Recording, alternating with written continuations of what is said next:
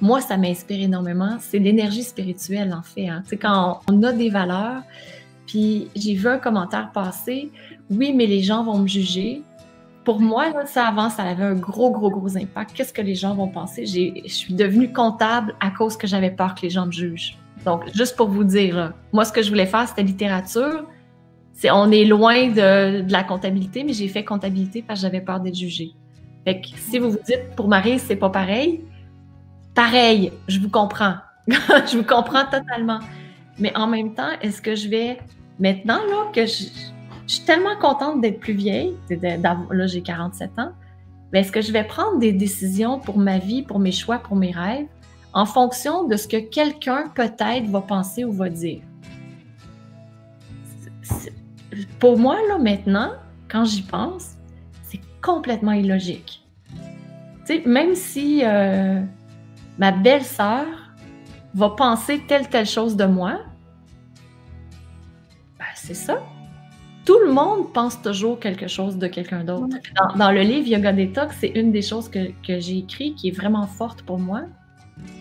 Je préfère être détestée, ne pas être aimée, être haïe pour ce que je suis, plutôt qu'être aimée pour ce que je ne suis pas. Puis ça, là, quand on parle de 4e chakra, là, d'amour, tellement fort.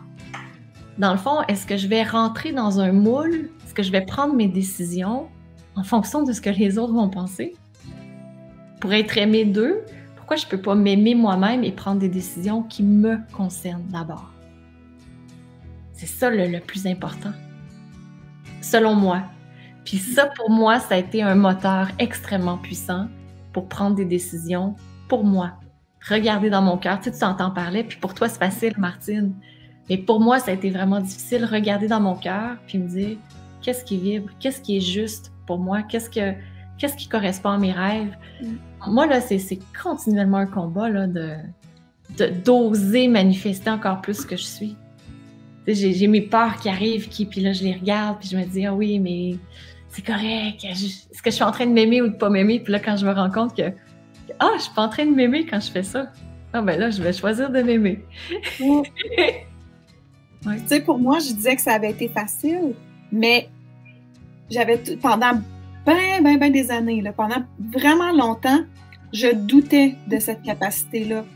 C'est-à-dire que je me disais, mais c'est peut-être pas normal, peut-être que c'est moi qui réfléchis pas assez, je suis pas assez cérébrale, puis je vais me faire juger parce que j'ai pris des décisions trop vite. Donc pendant longtemps, j'étais un peu dans la même position, c'est que je me disais, ça se peut pas, c'est pas, je suis pas correcte, là.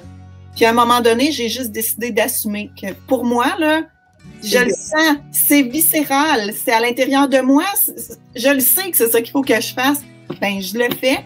Puis tant pis pour tous les autres qui diront que j'ai décidé sur un coup de tête, que j'ai pas pris le temps d'analyser la situation en long puis en large.